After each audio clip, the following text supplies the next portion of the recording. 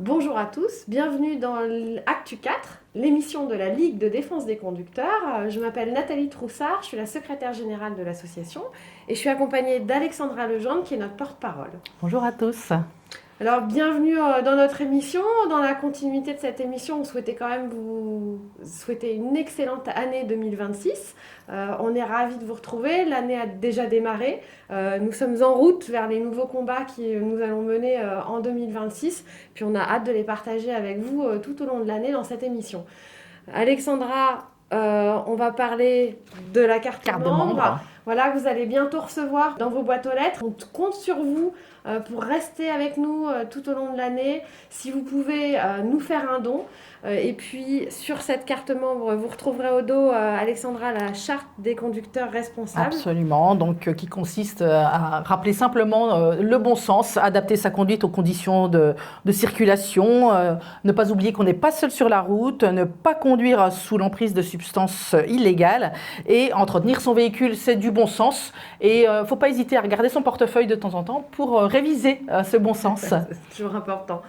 Merci. Ah, puis on a le nouveau sujet qu'on a sorti très récemment, que vous avez peut-être retrouvé sur notre site www.liguedesconducteurs.org, qui est le hit parade exclusif de la Ligue de défense des conducteurs. C'est un hit parade autour des aides à la conduite. Alexandra, tu nous en dis un peu plus? Des aides à la conduite et surtout de leur désactivation. Vous savez, ces aides, ce sont des choses qui sont obligatoires depuis juillet 2024 sur toutes les nouvelles voitures qui sont produites.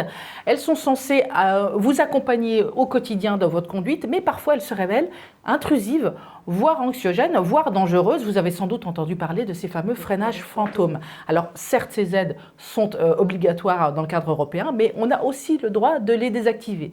Or, les constructeurs ont choisi plusieurs stratégies. Chez certains, vous allez pouvoir désactiver très facilement certaines de ces aides à la conduite qui vous indisposent. Chez d'autres, ça va être beaucoup plus compliqué. On parle d'une manipulation ou 15 ou 16 manipulations. Et si ce problème est important à vos yeux parce que vous êtes amené à démarrer et éteindre votre moteur tous les jours, plusieurs fois par jour, c'est le cas notamment de pas mal de professions, je pense aux infirmières ou aux artisans, si c'est quelque chose vraiment qui vous pose problème, eh bien peut-être que cette information va être importante pour vous lors du renouvellement de votre voiture. Donc on a fait ce classement en prenant les 50 voitures les plus vendues l'année dernière en 2025 et puis on a regardé comment ces voitures se désactivent facilement ou moins facilement. Donc n'hésitez pas à le consulter si ce facteur est important pour vous. Oui, puis on y retrouve aussi tous les constructeurs, on y retrouve beaucoup de marques que vous conduisez forcément. Bon bah c'est formidable, on vous laisse le retrouver sur le site internet. On a un autre sujet qui est très important, qui nous tient à cœur, parce que pour ceux qui nous connaissent déjà, ça fait depuis 2021 à peu près qu'on travaille sur le sujet, c'est les ralentisseurs illégaux. C'est un sujet que vous connaissez bien maintenant, on en parle beaucoup dans la presse. Et là, ce sujet, on va refaire une étude. On avait déjà sorti une étude en 2022, je ne sais pas si vous vous souvenez, puis c'est une étude que vous pouvez retrouver sur notre site. Et là, l'objectif pour nous, c'est de réactualiser l'étude. On pense à peu près courant février, elle devrait sortir. On espère que ça va vous plaire parce qu'il y a eu beaucoup de changements, beaucoup de nouveautés, et notamment le Conseil d'État qui s'est prononcé sur les ralentisseurs illégaux et tout ce système très complexe de la norme en fait de ces ralentisseurs illégaux. Pourquoi on le fait maintenant? Tout simplement parce que au mois de mars, c'est les municipales et que ce sujet-là aussi vous intéresse beaucoup. Eh bien, grâce à notre étude, vous pourrez aller voir le candidat à la mairie que vous préférez, pour qui vous souhaitez voter, et lui dire, regardez, voilà où en est la réglementation aujourd'hui, notamment les conditions d'implantation qui sont, on l'a rappelé, en fait, très strictes. Enfin, le Conseil d'État l'a rappelé, sont très strictes et maintenant, il faut vraiment les respecter. Et ça va peut-être aussi permettre de voir moins d'implantations de ralentisseurs un peu fantaisistes, voire illégaux. Illégaux, pour nous, le problème, c'est que c'est du danger. C'est du danger et de la sécurité. Bien sûr, c'est de la sécurité routière derrière et c'est de la casse matérielle. Et pire, en particulier pour les deux roues, c'est du danger corporel. Donc, c'est un sujet vraiment très important à nouveau pour la Ligue. En bref, on a d'autres actions qu'on va mener. Très rapidement, sachez que la nouvelle application de l'ActiveRoute arrive bientôt. Elle est arrivée imminente sur l'Apple Store et le Google Play.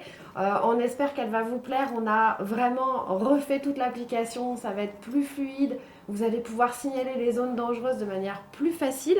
L'objectif pour nous, c'est vraiment de vous faciliter la vie. Vous savez que vous êtes aussi acteur de la sécurité routière dans cette application. Et puis, vous allez vraiment retrouver normalement, enfin on l'espère, on vous le souhaite, une super navigation. Et donc voilà, l'arrivée de cette application est prévue pour fin janvier. Et puis vous pourrez signaler les ralentisseurs illégaux, bien sûr. Exactement. Et puis un dernier point sur les articles qu'on a publiés sur les victoires de l'association. Un chiffre, je vous le donne en mille. Si je vous dis 7 millions de points économisés, Alexandra, qu'est-ce que tu peux nous dire? Eh bien, si on refait un petit peu l'histoire, rappelez-vous que depuis le 1er janvier 2024, on ne perd plus de points pour les infractions inférieures à 5 km/h. Les excès de vitesse, si on peut appeler ça un excès de vitesse, inférieur à 5 km/h. Ce qui fait que lorsqu'on regarde aujourd'hui le rapport que la sécurité routière vient tout juste de publier sur les infractions 2023-2024, on s'aperçoit qu'il y a 7 millions de points de permis perdus en moins en 2024. Et évidemment, 99% de cette baisse est à attribuer à ce point que vous ne perdez plus. Et si vous ne le perdez plus, c'est grâce à qui, Nathalie? C'est grâce à la Ligue de défense des conducteurs qui a bien travaillé. Voilà, absolument. On a énormément fait de lobbying, de pression. Vous avez signé des centaines de milliers de pétitions. Et donc, c'est une mesure qui avait été annoncée par Gérald Darmanin en 2022, c'est-à-dire sa décision de ne plus retirer de points pour ces petites infractions. Donc cette décision a été appliquée le 1er janvier 2024.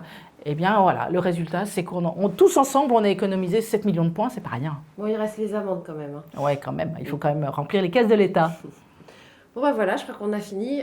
On vous retrouve pour la prochaine émission en février, courant février. Et puis d'ici là, on vous souhaite bonne route. À bientôt. À bientôt.